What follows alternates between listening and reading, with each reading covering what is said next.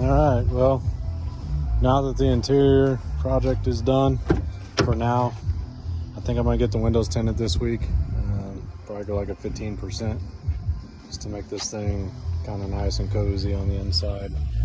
I'm pretty dang happy with how this thing's turning out. You know, for as little money as I have in this project, it's really a functional working interior with the D&D steering wheel. I like the Alcantara. It's kind of thinner than I'd like. I may go to a suede, but for now the wheel looks sweet, feels good in the hands. The quick release makes it easier to get in and out of the car. The NRG seat here, it's a large and it fits me really well. I've got these Cypher 5-point harnesses.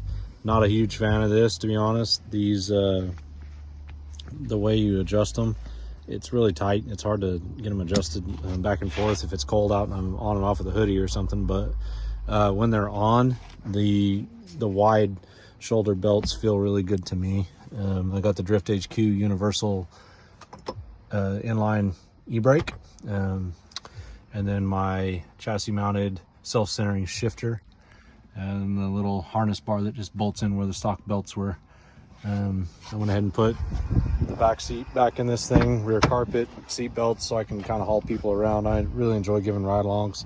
It's pretty fun taking kids, you know, a group of kids, 2 or 3 of them in this thing. It's just a blast for me. So pretty happy with how this thing's turning out. I may go ahead and get some all-weather floor mats as well, just so I don't have to keep cleaning mud out of it, and then screw them into the floor so they're permanent. You know, but permanent to not come off while drifting, but removable. But overall, outside project is done.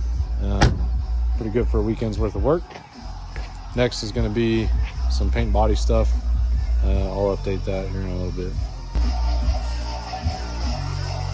So I'm going to do what I said I would never do. This is my old bumper that was broken. I hit a tire wall. Bumper looks like crap. So I've actually got another bumper outside that just needs to be stripped and painted. But I only have a week until my next event, and I'm really getting pushed for time to get everything done. So I'm gonna drift stitch this thing with some zip ties, and then I'm gonna shoot a base coat of just color over it and just see what it looks like. Make sure it matches the car here before spending all the time and energy to do the fender and the other bumper properly. But I would like to have this car one color. I'm kind of past the point of, you know, drift missile, and I kind of want to have something that looks decent. So I went ahead and installed my black kidney grills that I got from the salvage while we were at it. And then I also have a rear bumper, but I got some body work to do in the back before we do that. But for now, we're going to mess with this front bumper and see how bad it turns out. Okay, this isn't normally how I do things, but I'm just trying to beat time. So I did the little zip tie stitches on the broken piece of this front bumper. It got ran over and drug under the car, so all of this right here was just completely gross with road tear. And this side here, this here is broken as well. This was punched out by about 1/2 inch. It's still punched out. I just sanded it down mostly smooth.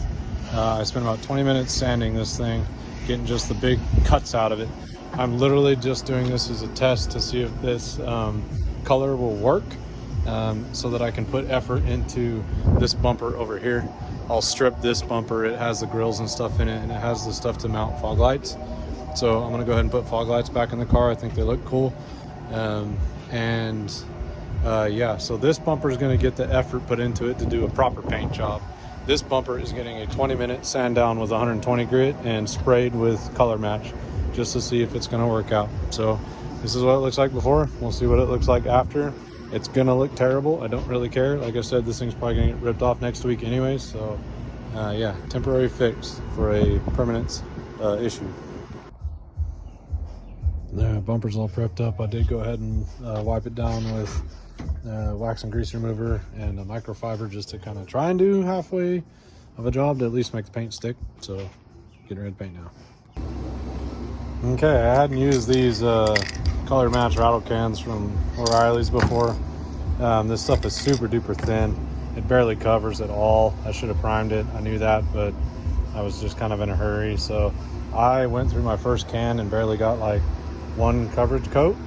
The can worked pretty good for about 3/4 of the can, and then it started to kind of sputter and stuff. So the color I think is going to be spot on. I have 2 cans. This stuff is crazy expensive. It's like 35 bucks a can. I'm going to go ahead and use the second can on this bumper, and then just kind of call it, I guess. I may put a shot of clear over the top of this thing and run it for a bit, since I've spent the, you know, the money on the paint, but I don't want to stop now and have it be kind of just not all the same color.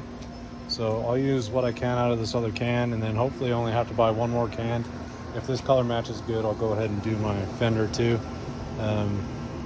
I'll prep the fender properly so I don't have to redo it, but the bumper I expected to have to redo. So I don't know, it looks kind of funny with these stitches in it though, that's for sure. All right, that's the second coat. Well, third coat actually. It doesn't look too bad considering how bad it was before.